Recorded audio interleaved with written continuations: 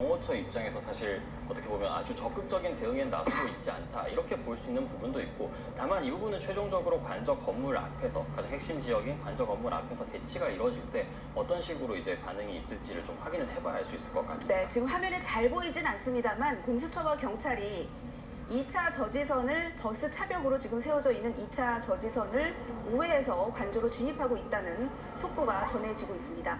예상보다는 좀 속도가 빠르다라고 얘기할 수도 있을 것 같은데, 사실 윤 대통령 측은 이 체포영장 자체가 불법이다, 이거는 불법이고 무효다, 이렇게 주장을 해왔어요.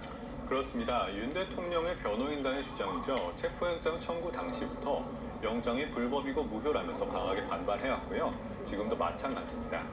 윤 대통령 측은 체포영장과 청구, 재청구 과정에서 수사기관 조사에 응하지 않은 정당한 이유가 있다고 이견서를 내기도 했는데요.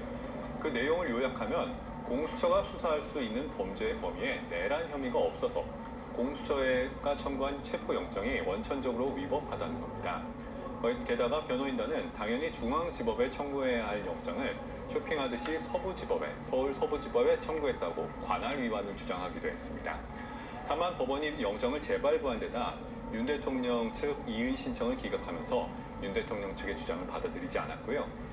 체포영장은 보통 피의자가 모르는 상황에서 집행이 되는데 이 사건에서는 특이한 사건이라서 영장 발부 사실이 알려지면서 밀행성이 깨졌고, 피의자인 윤 대통령 측이 여러 방법으로 불복 시도를 하고 있는 상황입니다. 네, 이제 관저 주변의 경호의 주체가 다른 것도 관건인데, 사실 이 최근접 경호는 경호처가 맞지만 이 대통령 관저의 외곽 경호는 군사경찰대, 수방사 소속의 군사경찰대가 맞고, 관저 조금 안쪽으로는 이 서울경찰청 소속 경비단이 맞는 것이 관리였고, 3일 집행 때는 그랬던 것 같은데 이번에는 좀 다른 것 같기도 합니다. 군 병력이 어떻게 나올 것인가도 관건이었거든요.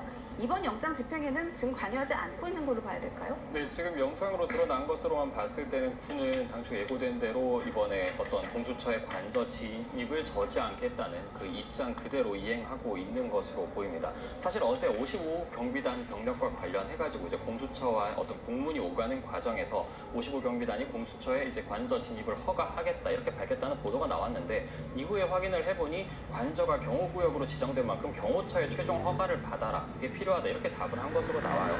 다만 군은 1차 집행 당시에도 잠깐 저지에 나섰다가 철수를 했고, 그 과정에서 경호처가 지원 요청을 했지만 응하지 않았죠. 그 이후로는 계속해서 영장 집행 저지하는데 군 인력이 투입되지는 않을 것이다 이런 입장을 견지해왔고, 지금 상황으로 보는 상황이라도 만약에 저지에 투입이 될 수 있었다면 화면상 지금 군 55 경비단 소속 병력들이 투입이 됐을 겁니다. 동원이 됐을 것이고 저지하는 동원이 됐겠지만 지금 전혀 그런 모습이 보이고 있지 않기 때문에 군은